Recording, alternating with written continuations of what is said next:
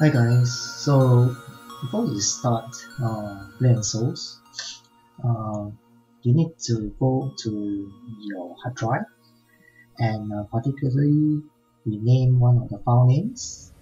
This is to disable one of the UIs which is causing a clutter on your game screen.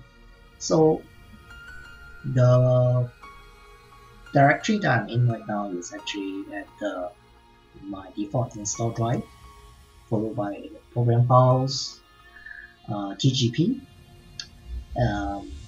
Blade&Souls, contents, DNS, hook PC. Now, I have already done so. So basically, look for this file name by the name of 00022.932.upk. Now what you just need to do is basically just rename this to something else.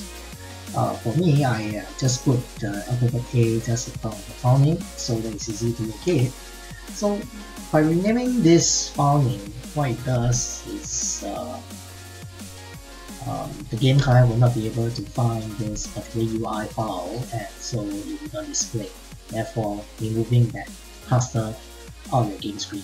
So go ahead and do this right now and before you launch the game.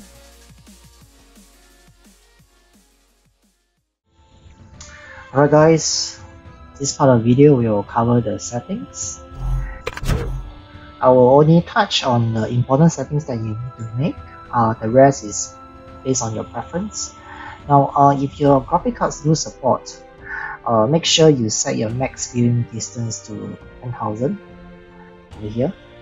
Alright, and in the interface, you need to take note of this particular settings. Make sure you disable the use warning confirm on legendary items. Now basically what this does was to ask you to key in Chinese characters every time you use a legendary or epic item. Usually the word confirm or the word destroy if you need to do it. So some of you may not be able to use to type Chinese word into the dialog box, so give this an uncheck. Second thing, the third thing, besides UI, I like to keep it to the lowest because if it's at 70, it will mean all the controls and the user interface will become huge and large, and it will start to overwhelm the game screen. So for me, I like to keep it to the lowest. Okay.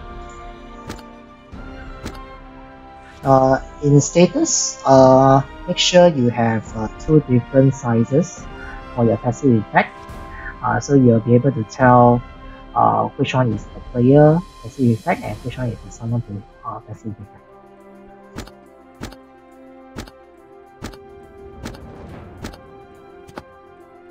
Okay, for graphics, depending on your graphic cards, I'm using a GTX 870M.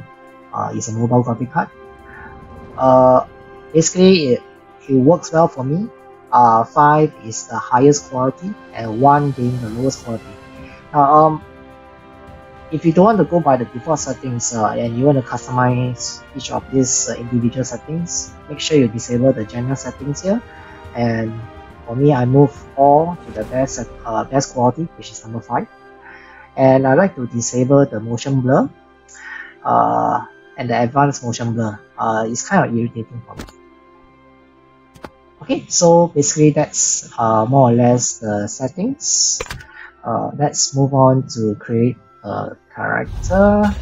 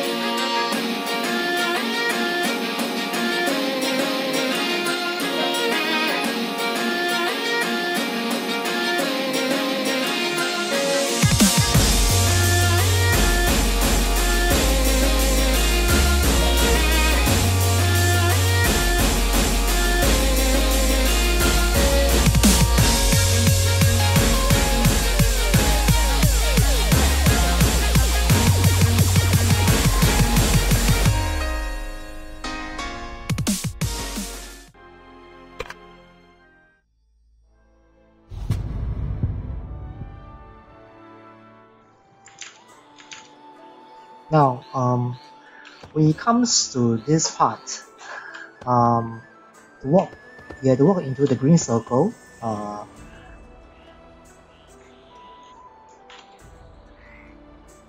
This double arrow pointing downwards in yellow is actually your next quest, so you have to go over there.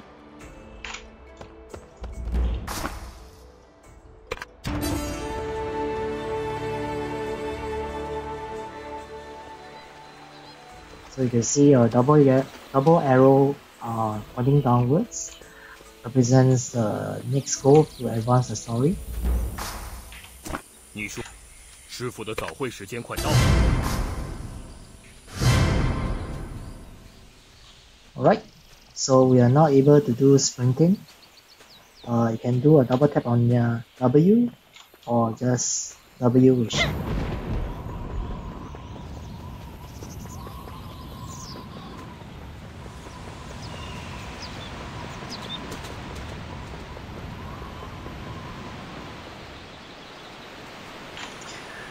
Take note of this portion over here. That's your stamina bar. So while you are sprinting, it consumes your stamina.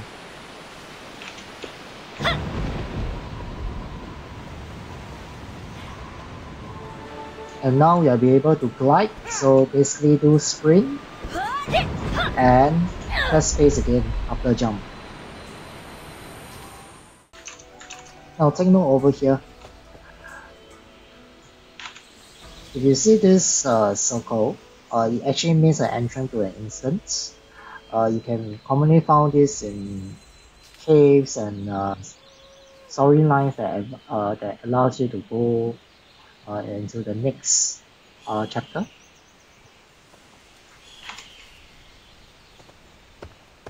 靠近左边的书架，按 F 键拿起书。每次升级之按 K 键，看看书。靠近左边的书架，按 F 键拿起书，你仔细看看。 So by now you will have realized that the yellow star will mean a completion of a certain quest. Alright? 看完，你去练武场。 Now it says over here to do 3 left clicks and 1 right click.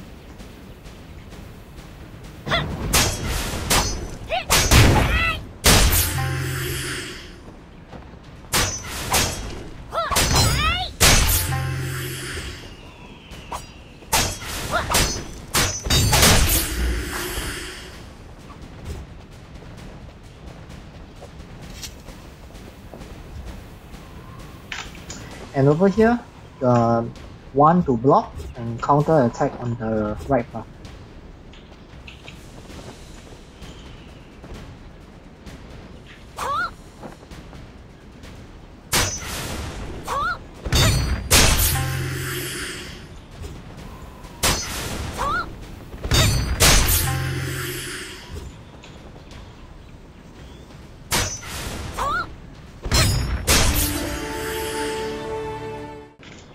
Okay, whenever you need to have your mouse cursor showed up in the game, you need to hold on to alternate. Throughout the game, you will see things like scrolls over here. Alright, you have to click on it, and sometimes reading these scrolls completes a certain chapter of the quest. Now, I also want to bring attention to this UI over here. In order to turn it off, you need to click on this icon over here, which is the pencil icon. And over here at option, there is this power button here. So give this a click, and it will be gone. And unfortunately, you have to do this every time you start the game.